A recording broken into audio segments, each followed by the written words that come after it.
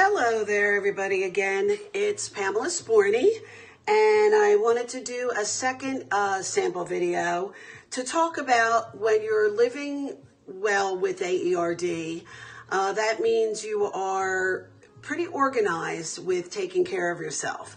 One of the things that you can do to do this is having a good daily routine when it comes to your medication, if you do rinses, and sleep and rest, which are hugely important to taking care of a body that is always dealing with inflammation.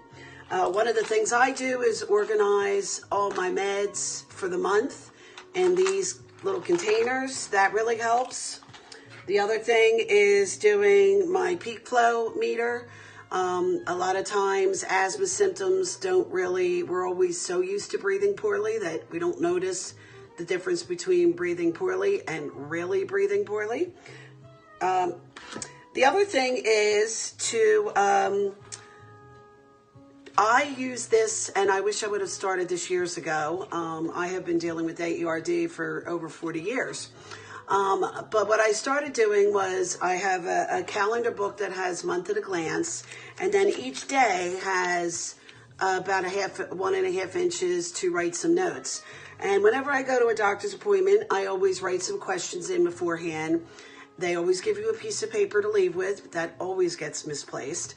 But if I write my notes on increasing or decreasing medications, adding or subtracting medications, different symptoms or things to look out for, any interventions to try in the future, it's all written down, and I can look back and keep track of what I'm doing and what I'm not doing.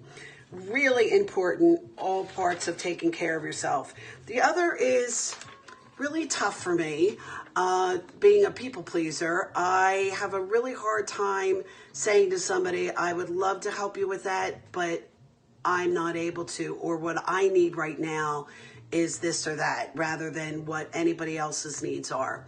So part of self-love is really letting your needs be known and voicing them, because if we don't take care of ourselves, really, ultimately, the details of taking care of ourselves are not going to happen. The other is having a great sense of humor.